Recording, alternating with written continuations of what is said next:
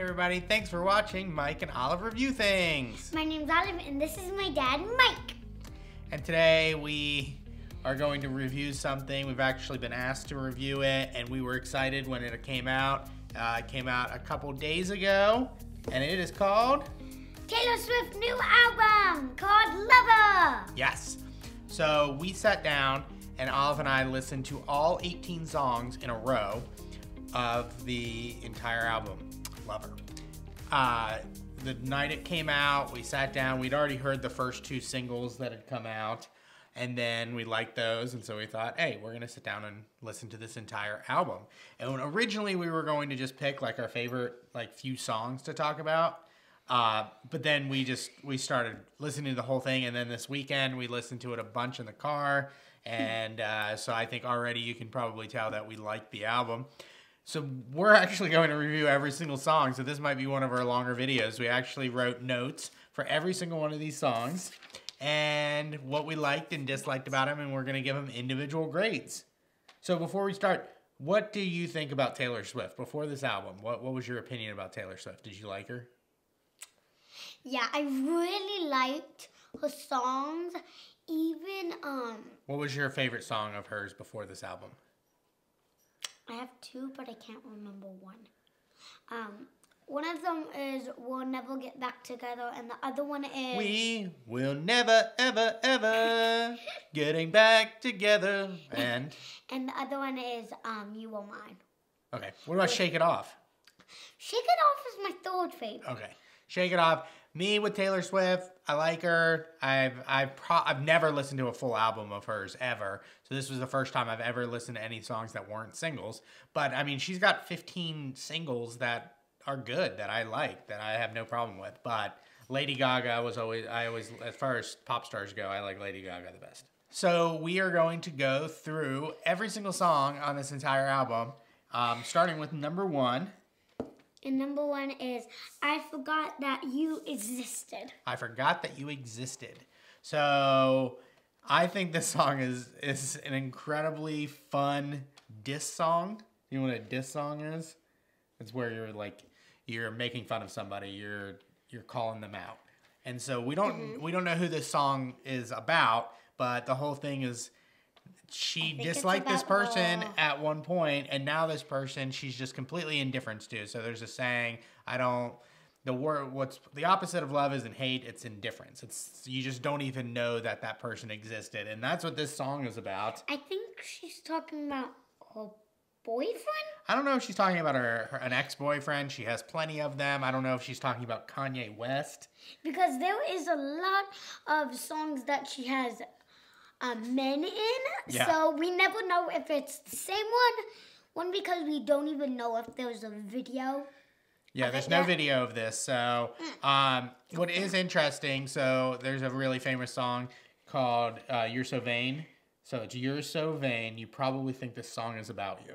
Do you know what vain is? Vanity? So vanity is when you literally think everything is about you, that the whole world revolves around you. And what's interesting about that song is you can't think that song is about you without being vain. So it's a perfect diss on that. And so I think this is very similar to that kind of feel. I Forgot That You Existed. And if somebody's like, oh, that song's about me, it's like, oh, wait, she doesn't remember who I am. So I think it's fun. I like the lyrics. What's your rating for it? I gave that one a 6. Okay. Because 1, I like that it had a lot of the snapping in it and we could go with the beat. And 2, I like the tune of it. Mm-hmm. It was a very nice tune. Yeah. Because it was kind of like... Dun, dun, dun, dun, dun, dun. You can't play all the music because we don't own the copyright and we don't want this getting taken down by YouTube. And it's a very, very good dancing song. It's a very good dancing song? Yeah, it is. I give it an 8. I think it's one of the best songs on the entire album. I gave it an 8. You gave some 9. Yeah, we're not there yet. Oh. So I gave it an 8. I like it. It's a great starter song. It's the first song on the album. All right, so the second song is called Cruel Summer. This is not the Bananarama song. This is not a cover of the Bananarama song, Cruel Summer. Have you ever heard that song? It's a cruel, cruel, cruel summer. Banana. Yeah, banana. That song is one of the greatest songs of all time. This one isn't as good as that one, but I still liked it. I thought it was fine. I mean, I gave it a 6. I can just say my rating right now because I don't have too much more to say. It's a good second song on an album. I like its instruments that it's playing. Like, I think it was a drum. I don't know if it was a drum or a guitar. I think it was maybe both. And they're all, it is really nice to dance to. I think all of them is really nice to dance to. It's just some are sad. Some are sad. All right, what's your rating? I give that one a 6. All right, Most so we're... of mine on my paper is a 6 and a 5. All right, we'll get there. Okay. All right, so 6s. We both gave Cruel Summer 6s. All right, number 3. What's the third song? Lover. Lover. So this is the album title, Lover. So obviously she thinks that this is going to be one of the better songs on the album. For me, it was a little slow. I also don't really like the word lover. Like, it kind of grosses me out. Because... Do you know what? Like, if I were to say, Mom and I are lovers. That doesn't make sense. It's gross. Yeah, it's gross, right? Yeah. Gross. Super gross. Even for anybody. Even for anybody, Taylor. All right. So, I mean, the song's not bad. I will say I didn't like it as much the first time, but I did listen to it in the car a few times. It probably will grow on me, and I'll be singing it at some point by myself. But, so I gave it a 5. I don't really know what to put on it, so I just did, I don't know, but mostly, not on my paper. I don't know why, but I forgot to rate this one, so I'm gonna give it a... You didn't? You wrote it right there. Oh. You also gave it a... 5. A 5. All right, it's right there. Oh, and I actually did write something. Yeah. I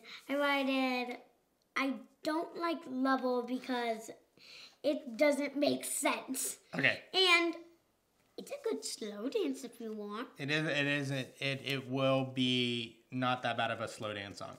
All right. So number 4. What's the name of this song? The Man. The Man. One of my favorites. Both of our favorites. One of our favorites. Wait, not our favorites. You gave The Man a 4? No, that's number 4. It's the 4th song. All right, so the 4th song is called The Man. So this is Taylor's song where basically she says it would be a lot easier to live the life that she's living if she was a man, and she wouldn't be judged for all the boyfriends that she has, and that men aren't judged the same way that women are. She is critical of the media, their portrayal. She mentions Leonardo DiCaprio, who is kind of famous for having a bunch of different girlfriends. And so we get the point. It's a really good song. I'm really glad I like this song, because if I didn't like this song, I'm sure YouTube comments would be calling myself a misogynist and saying, oh, you don't get the struggle of women. I have 2 daughters. I have a wife. I'm all about that. And a doggy. And a dog. But I will say that I think Taylor Swift is doing really well. I don't think she would be in a better off position if she was a man. I think she's one of the most successful musicians and artists of all time. So I get where she's coming from, but I think that I don't think she's benefiting. She would benefit from being a man. And also I think she writes a lot of songs about ex-boyfriends, so I think some of it makes sense that people question how many boyfriends she has. If Leonardo DiCaprio was writing movies about all of his ex-girlfriends, it'd probably be the similar thing, but I think he's a little bit more private. But the song itself It was great. It was awesome. What is your rating? My rating is an 8. I didn't really like much, mostly because I wanted to dance, mostly. Yeah, so, the man is really good. I like that it's, not really the point of whole. It's the point of whole in a different position. And, also... It's called a hypothetical. Ah. And also, it's kind of like the best party dance if you like Taylor Swift. It would be a great party dance. Yeah. This is gonna be played at like every bachelorette party for the rest of time. I really like the man. But what was your score? My score was a 9. A 9. That's a big one. Also, I have to reference Becky Lynch, a really famous WWE wrestler. She's been doing a gimmick for at least a year where she's talking about she's the man. And so you don't have to be a woman to be the man. And so she's already tweeted out. And so just kind of acknowledging. I don't think Taylor had any knowledge of this, but it'd be interesting if Becky Lynch starts doing something in the ring about Taylor Swift. All right, next song.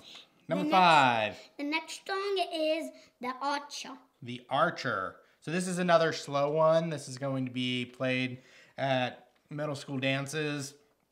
I like the lyrics to this one. It's not bad. It does pick up a little bit of tempo later on. I didn't like it as much the first time I heard it, but all weekend we've listened to it, and I'm starting to like it a lot more. I gave it a 6. I gave The Archer, since I liked the, bum, bum, bum, because the one, it was a nice drum, and 2,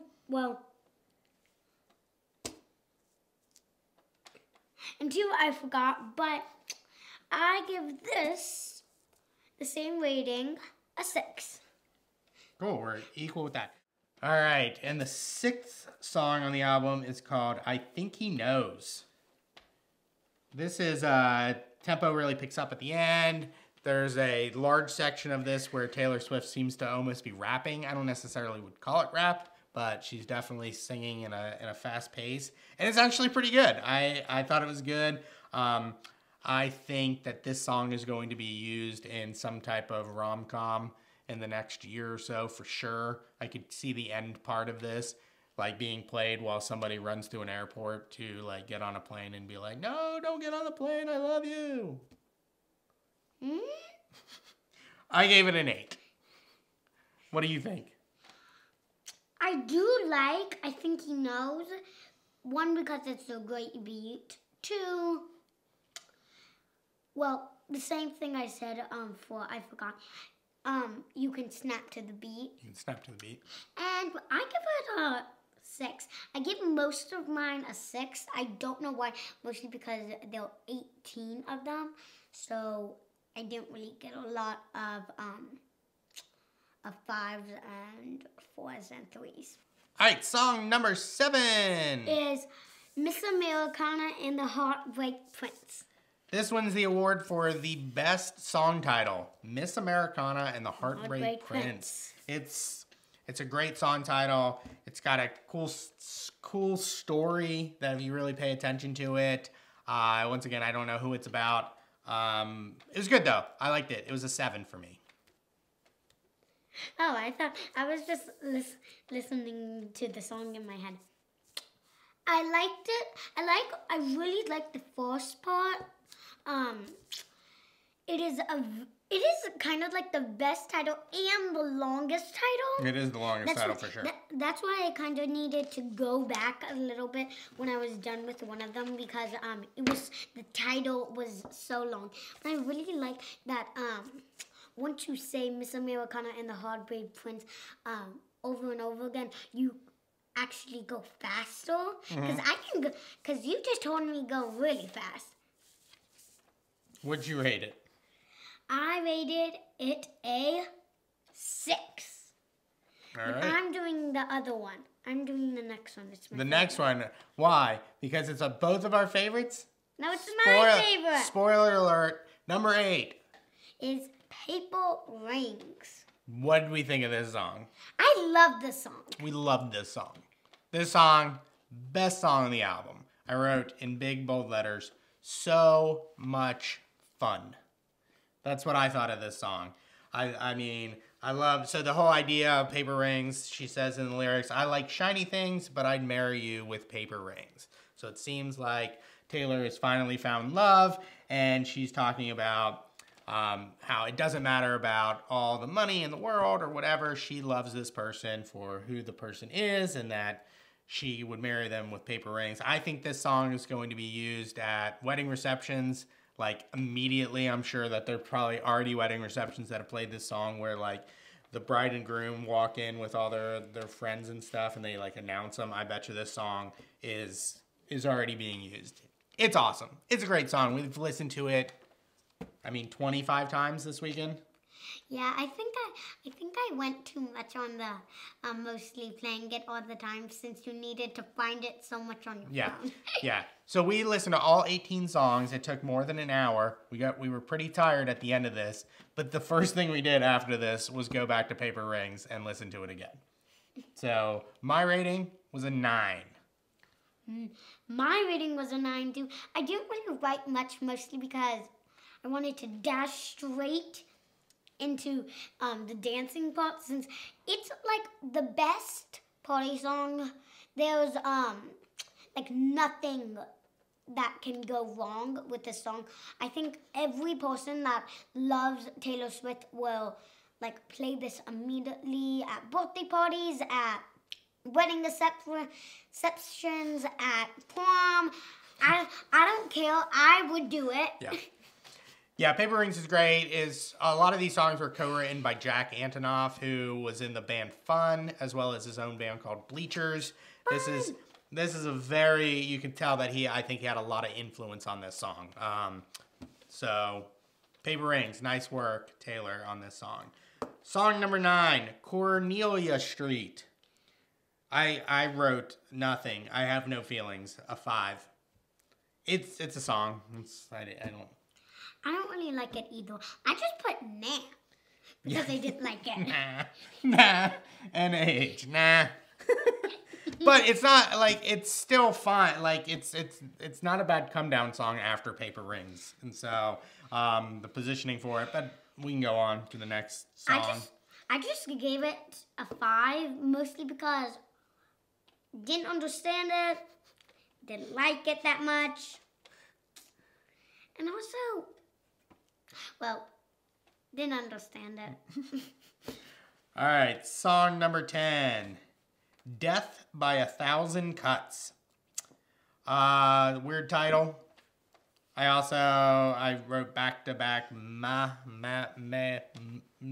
or however you pronounce that. Nah. I gave it a 5. It's fine. It's fine in the album, but it's not something that I'm going to listen to constantly over and over again. What do you think?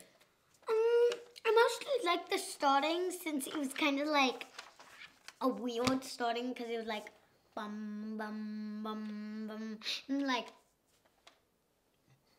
What'd you rate it? I rated it a 5/6. I liked it and I didn't like it. It's the same thing, I think. All right. Song 11, London Boy.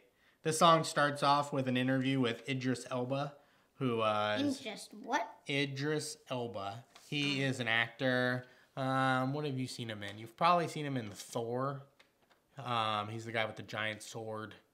I don't think you've seen him in anything else. Did you ever watch The Wire?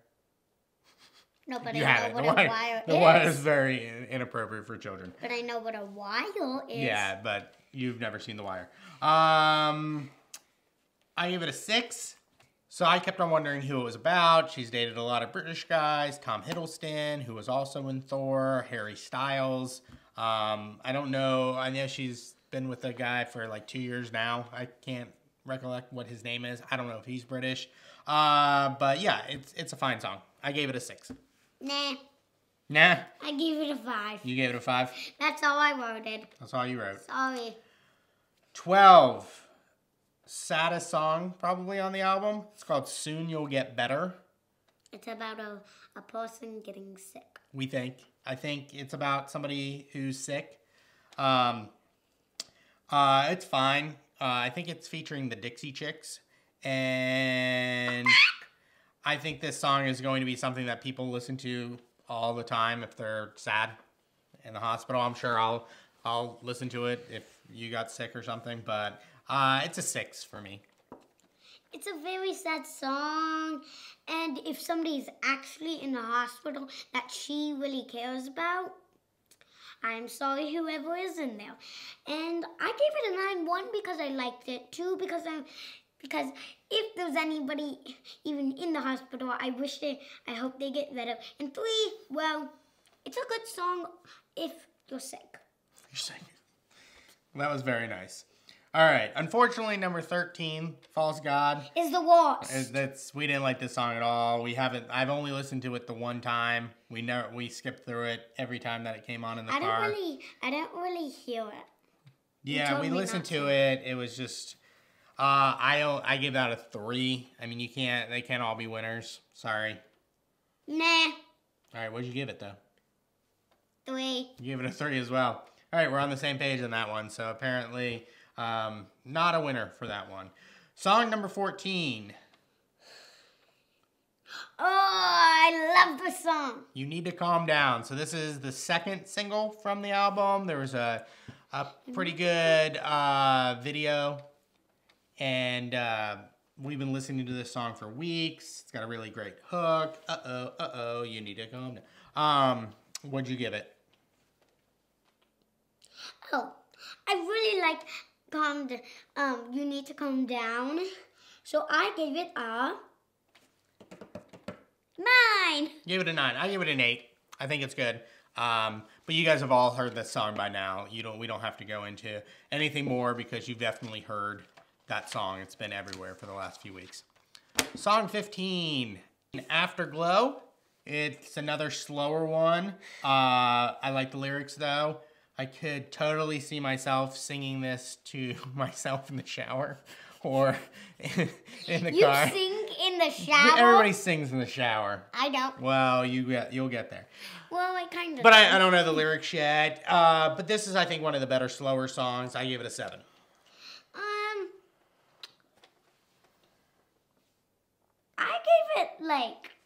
I gave it a 5. But this is what I wrote. Nah, and I like it. All right. So at this point, we were probably getting a little loopy. Listening to an 18-track album all in a row can get some tiresome. But then we got picked back up with song number 16. Called Me!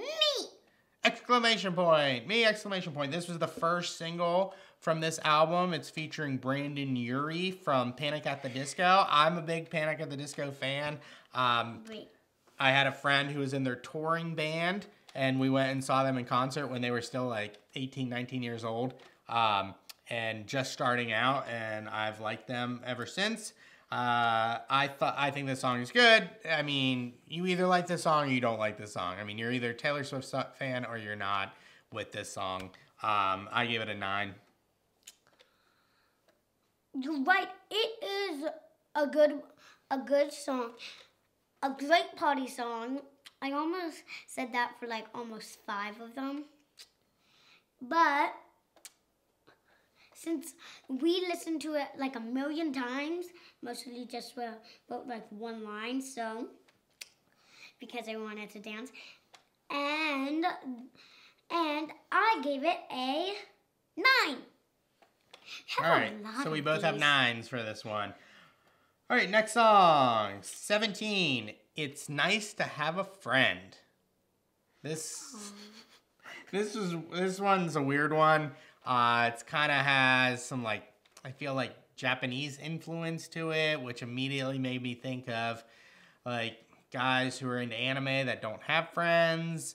So I don't know. People don't have friends there are people in the world that don't have friends, and instead they have waifu pillows. And I don't know. I just had that image in my head during this song, so I had to give it a 5 because that's not what I want to be thinking about. I don't want to think about guys who like anime. while listening to Taylor Swift. So I'm sure this has nothing to do with what the song is, but it was weird for me, so that's what I gave it a 5.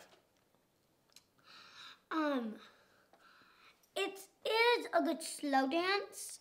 That's mostly all I wrote. And I gave it a 6. It was good for me, but I would rather play it as a slow dance. Yeah. Nah. Have you ever slow danced before? You've never been to a dance with a slow dance. You haven't slow danced with a boy, right? You. I like a wedding. Yeah. All right. And daddy-daughter dance. Oh, the daddy-daughter dance, correct. Last song on the album, number 18, Daylight. It's not a bad last song. I gave it a 6. I gave it a 5. I just said I like it. Yeah, it's That not a bad doesn't mean I love end to it.